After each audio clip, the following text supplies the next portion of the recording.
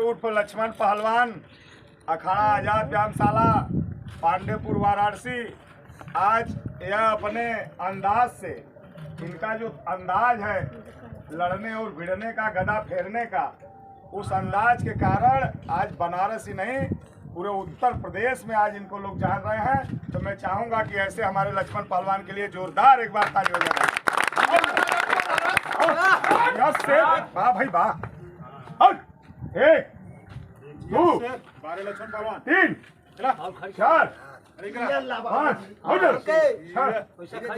7 8 9 10 11 12 13 14 15 16 17 50 18 19 20 इधर चला 21 22 23 24 25 26 27 28 29 30 20 आता और फिरा 31 32 33 34 35 36 37 38 39 40 10 आता और भैया 41 42 43 44 45 46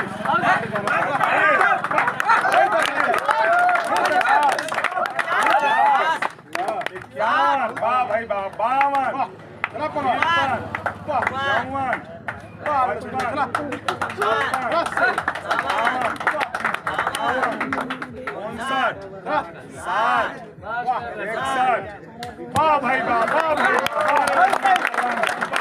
वाह भाई वाह। अच्छा खिलाड़ी वह होला जो शतक मार दे। हमारे लक्ष्मण पहलवान बा, एक बार बोलिए भारत माता की जय, शंकर भगवान की जय, महादेव। हमारे शेर बा, हमारे लक्ष्मण पहलवान बा।